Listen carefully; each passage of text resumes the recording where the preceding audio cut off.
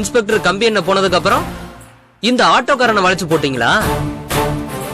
அதப்படிங்க காக்கி சட்டை போட்டவனா பார்த்து கவர் பண்றீங்க? ஏய், பொம்பளை இருக்க வீட்டுல இப்படிதான் அசிங்கமா பேசுறதா?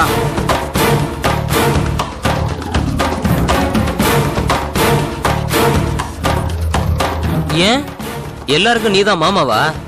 நான் கடைக்கு பேசு.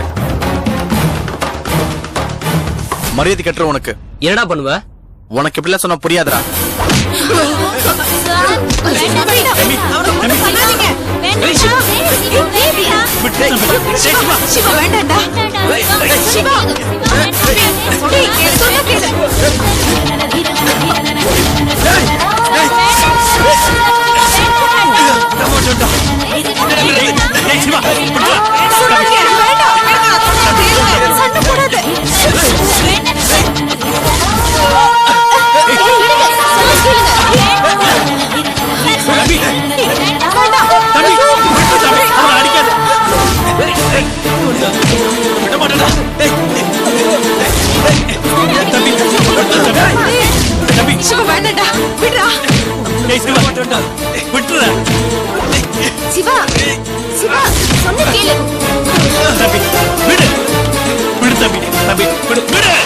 என்ன சொன்னீங்க?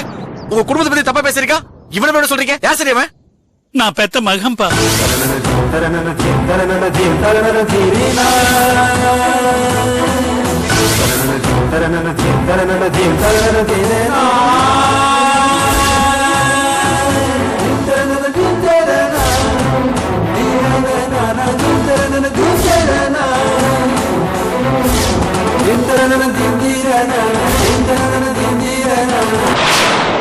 ஏ கிழவா, கல்யாணி, என்ன ஆள வச்சு அடிக்கிறீங்களா? என்ன அந்த அளவுக்கு போயிட்டீங்களா? இருங்க இருங்க, இதுக்கெல்லாம் சேர்த்து வச்சு கவனிக்கிறேன். 3 நாள் எண்ணி 3 நாள் ஆளு படையோட வருவேன். வீட்டை காலி பண்ண வச்சு உங்க எல்லாரையும் நடுத்தருவுல நிப்பாட்டுவேன். வீட்டை காலி பண்ண வச்சு உங்க எல்லாரையும் நடுத்தருவுல நிப்பாட்டுவேன். அப்ப தெரியும் இந்த சிவா யாருன்னு. அப்ப எவன் உங்களை வந்து காப்பாத்துறான்னு பாக்குறேன்.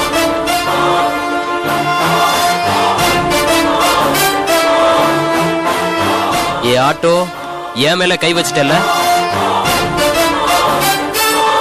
உன்னை பஞ்சராக்கி காட்டுறான்டா. சிவா யாருன்னு தெரியாம கை வச்சிட்ட, செத்தடா நீ.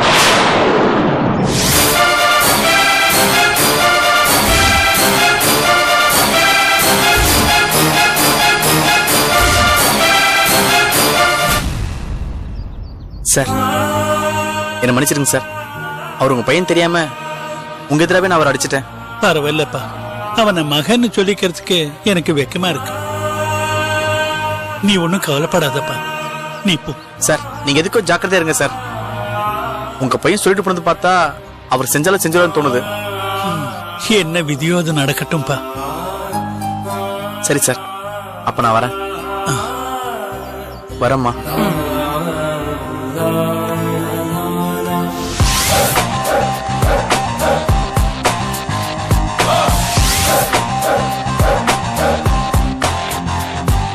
இது சூப்பர் மேட்டரா இருக்கு. இத சரியா யூஸ் பண்ணிக்கிட்டா ஒரே கல்ல பல மாங்க அடிக்கலாம் போல இருக்கு. அடிச்சு காட்டுறேன்.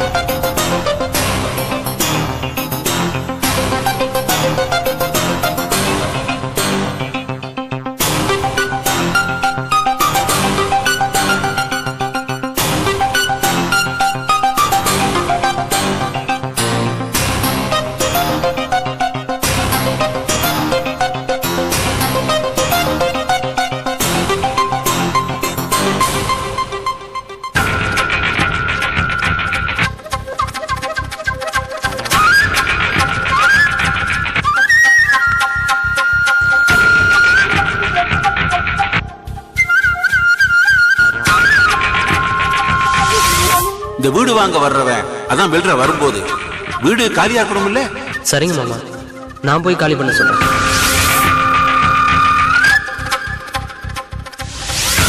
அவங்கள வீடு காலி பண்ண சொன்னா அவங்க எங்க போவாங்க?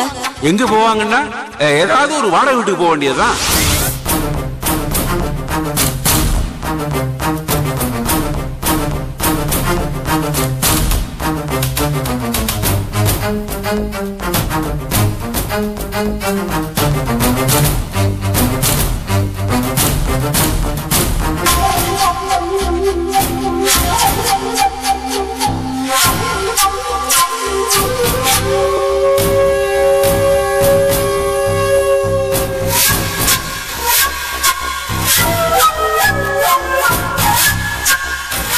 என்னதான் இருந்தாலும் கல்யாணி குடும்பம் என்னோட குடும்பம்.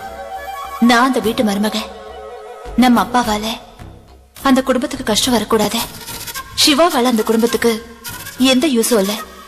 மருமகளா நான் தான் ஏதாவது செய்யணும். அந்த வீட்டை விட்டு அவங்க வெளியே போக சொன்னா எங்க போவாங்க? அது மட்டும் இல்ல, அப்பா அந்த வீட்டை வித்தாருன்னா அவங்களுக்கு 1 லட்சமோ 2 லட்சமோ கொடுத்து ஏமாத்திடுவாரு. அதே மாமா அந்த வீட்டை அடமான வச்சாருன்னா அப்பா கடன் அடிச்சு மானதி பிரச்சனையை முடிச்சு கல்யாணிக்கும் ஒரு கல்யாணத்தை பண்ணி வச்சிருவாரு. அப்படின்னா அவரால ஏன் இதை செய்ய முடியல?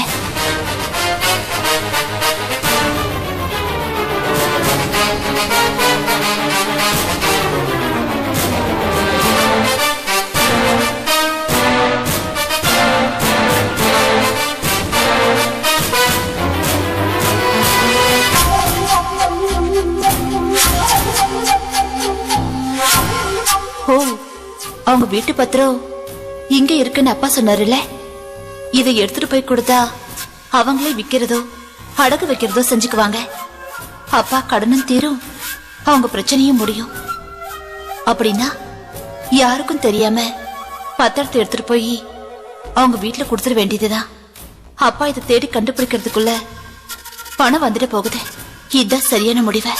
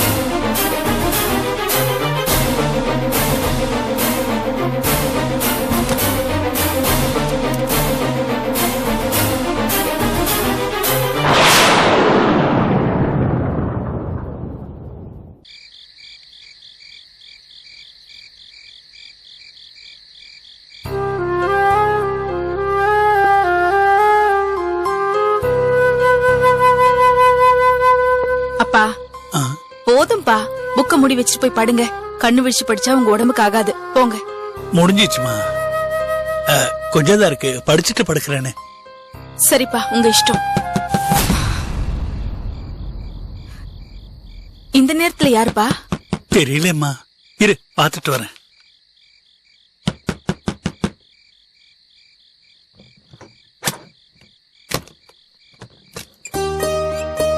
மாமா. அடடே பவித்ரா, வாமா. வா பவித்ரா. என்னம்மா இந்த நேரத்துல? சாரி மாமா, தூக்கத்துக்கு எடுத்துட்டேனா? அதெல்லாம் ஒண்ணு இல்லம்மா, நான் இன்னும் படுக்கவே போல. என்ன பவி இவ்ளோ லேட்டா வந்திருக்க? ஏதாவது ப்ராப்ளமா? யாருக்காவது உடம்பு சரியில்லையா? இல்ல இல்ல, அப்படிலாம் எதுவும் இல்லக்கா. என்னம்மா இவ?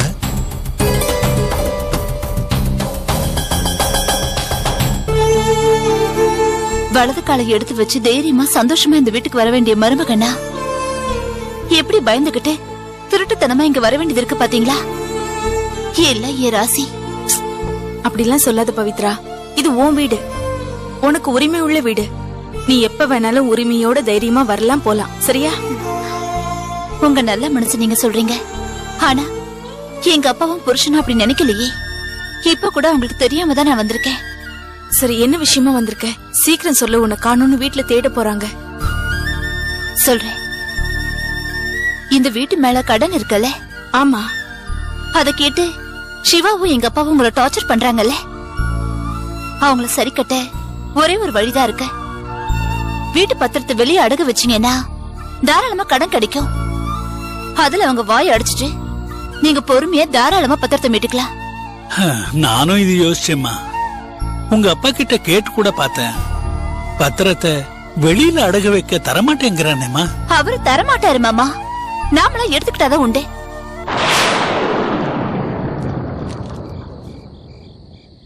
அதான் நான் கையோட்டு எடுத்துட்டு வந்திருக்கேன்.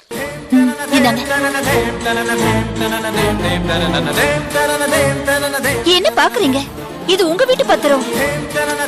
நாளைக்கே இது எடுத்துட்டு போய் அடகு வச்சு பணத்தை வாங்குங்க. அதை எங்க அப்பாட்ட கொடுத்துட்டு பத்திரத்தை கேளுங்க. அவர் தேடிட்டு இல்லன்னு முழிப்பாரு, உங்ககிட்ட கெஞ்சுவாரு. அப்ப நான் எல்லாத்தையும் சொல்லி சமாதானப்படுத்திக்கிறேன். உங்களுக்கு வீடும் கிடைச்சிரும், அவருக்கு சேர வேண்டிய பணமும் கிடைச்சிரும். என்ன சொல்றீங்க? அம்மா, இது தப்புதான், திருட்டுத்தனம்தான், குறுக்கு வழிதான். ஆனா அதர்மமா சண்டை போடுற எங்க அப்பாவையும் சிவாவையும் வழிக்கு கொண்டு வரதுக்கு இதை விட வேற நல்ல வழி இல்ல மாமா. என்னம்மா இது? நான் சொல்றேன்ல மாமா, தயங்காம இதை வாங்கிக்கோங்க. இதோட பிரச்சனை முடியட்டும். பிளீஸ், கஷ்டப்பட்டு கொண்டு வந்திருக்கேன், வேண்டாம் மட்டும் சொல்லிடாதீங்க. இல்ல பவி, அதத்தான் நாங்க சொல்ல போறோம். எங்களுக்கு வேண்டாம். இப்படி குறுக்கு வழியில எங்க அம்மாவோட இந்த வீட்டை மீட்கிறதுல எனக்கு உடன்பாடு இல்ல. இது தப்பு. இத செஞ்சா அவங்களுக்கும் நமக்கும் வித்தியாசம் இல்லாம போயிடும். இதுக்காக நீ எவ்வளவு ரிஸ்க் எடுத்திருக்கங்கிறது எனக்கு புரியுது. ஆனா இத வாங்கிக்க நான் தயாரா இல்ல. தயவு செஞ்சு இதை எடுத்துட்டு போய் எங்க இருந்து எடுத்தியோ அந்த இடத்துல பத்திரமா வச்சிரு பிளீஸ். என்னக்கா இது இப்படி சொல்றீங்க? நான் சொன்ன சரியாத்தான் இருக்குன்னு உனக்கு தெரியும்ல. இது பின்னால தெரியறப்ப பெரிய பிரச்சனை ஆயிடும். அதுக்காகத்தான் நான் சொல்றேன். வீட்டை எப்படியாவது நாங்க மீட்டுக்கிறோம். அப்படியே இல்லைன்னா கூட உங்க அப்பா ஜெயிச்சாலும் நீயும் சிவாவும் தானே இந்த வீட்டுக்கு சொந்தக்காரங்களாக போறீங்க. பரவாயில்ல, ஒன்னும் பிரச்சனை இல்ல. ஆனா இந்த குறுக்கு வழி மட்டும் வேண்டாம் பிளீஸ். சரிக்கா, உங்களோட இந்த நல்ல மனசு உங்களுக்கு என்னைக்கும் புரியாத, புரிய போறதும் இல்ல. நடக்கிறது நடக்கட்டும், நீங்க ஜாக்கிரதையா இருங்க. சாரி பவி. எதுக்குக்கா சாரி? ஒரு மருமகளா நான் என் கடமையை செய்ய பார்த்தேன். ஆனா நீங்க வேண்டாம்னு சொல்லும் போது என்னால என்ன செய்ய முடியும்? சரி, நான் கிளம்புறேன்.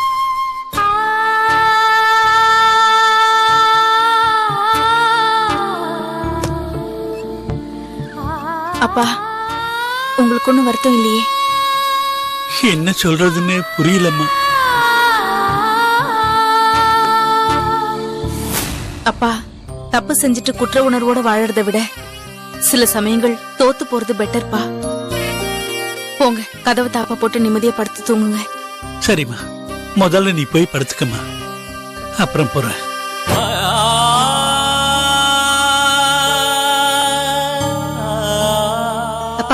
நான் கதவு சாத்திட்டு வரேன்.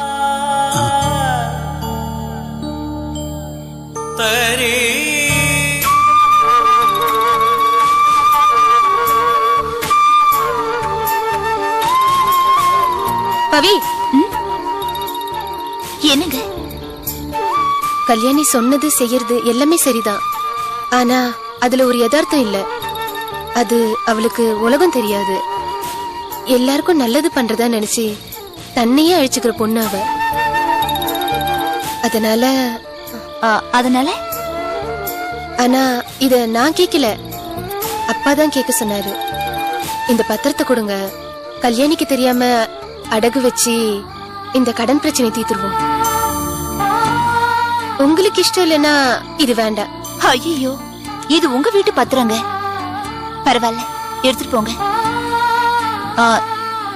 ஜாக்கிரதை. ரொம்ப தேங்க்ஸ் பவி. நீ கூடிய சீக்கிரமே இந்த வீட்டுக்கு வந்து மருமகளா வாழணும்னு ஆசைப்படுறேன். ஓகே, நான் கிளம்புறேன். ஜாக்கிரதை.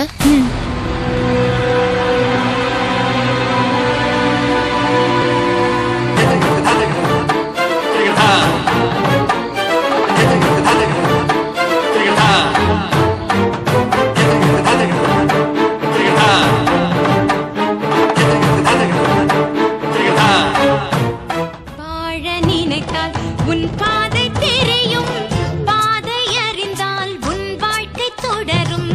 வாழ்ந்து பாரடி பெண்ணே பெண்ணே, வாழ நினைத்தால் உன் பாதை தெரியும், பாதை அறிந்தால் உன் வாழ்க்கை தொடரும். வாழ்ந்து பாரடி பெண்ணே பெண்ணே.